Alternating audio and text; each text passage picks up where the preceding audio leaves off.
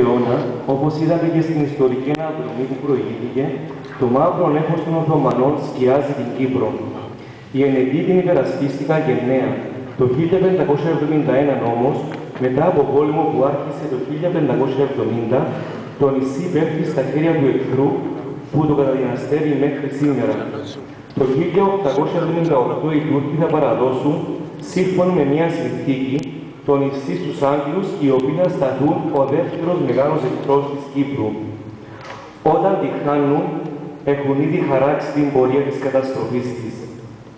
Η ελευθερία κρατά μόνο 14 χρόνια, ενώ τα σύννεφα της καταστροφής φάνηκαν ήδη από το 1963.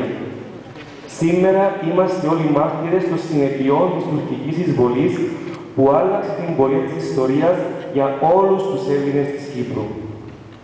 Αυτόν, τον πρώτη εισβολής κόσμο που χάθηκε, αποτύπωσε στο έργο του «Ο κόσμος της Κύπρου» ο μεγάλος Κύπριος ζωγράφος Αδαμάντιος Διαμαντής. Μελετώντας το θέμα του, γράφει τα εξής για τους ανθρώπους αυτούς. Γεννημένος μέσα στην πόλη, ποτούσα την εξοχή, τα χωριά και τον κόσμο. Το γνώρισα, δεν ξέρω. Προσπάθησα να τον σχεδιάσω και να τον ζωγραφίσω, είτε σαν επισκέπτης, είτε σαν λάτρης.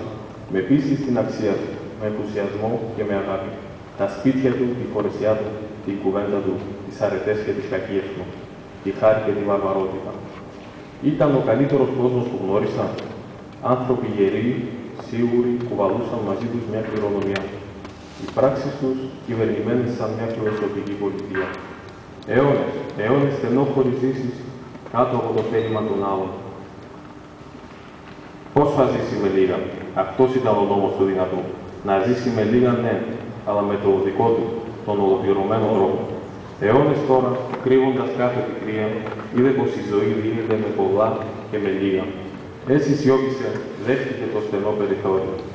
Αυτό που δεν δέχτηκε είναι η περικοπή της ουσίας, της έκφρασης, της ζωής του. Γλώσσα, εκκλησία, αρετή, τροφή, ενδυμασία, δικαιοσύνη, φιλία, γάμος. Αυτά δεν δέχτηκε να τα απαραίτητε. Ό,τι έκανε ο άλλος με 100, ο κόσμος αυτός το έκανε με 5, με 10. Το έκανε όμως πλέρια, ολοκληρωμένο. Δεν απάτησε ποτέ τον εαυτό του, ούτε τον νόμο. Μετά την εισβολή όμως, ο Αδαμάντιος Διαμαντής διατυπώνει τις εξής οδυνηρές διαπιστώσεις. Τι θα διδάξει η εικόνα του κόσμος της Κύπρου τώρα? Τώρα που είναι πλέον αργά, κάθε κατάσταση θέλει τη δική της θεραπεία. Όσο για μένα, πώς θα ξεχωρίσω τη δουλειά μου από τις τραγικές καταστάσεις που δημιουργήθηκαν? Πόλεμος, πολιτική, ερήπια και εξαφάνιση. Ο σπαραγμός του ξεριζωμένου κόσμου, ο πόνος, τα δάκρυα, η ανέχεια, η οργή και η κατάρα. Αυτός ο κόσμος της Κύπρου πάει να σβήσει. Νέες αφώνευτες ιδέες και ήθη. Τι θα βγει από το καινούριο μπέρδεμα? Δεν ξέρω.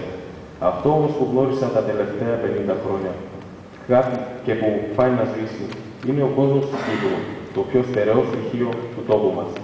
Αρνούμε να βοηθήσω την αλλαγή. Εξάλλου δεν μου μένει πλέον καιρός.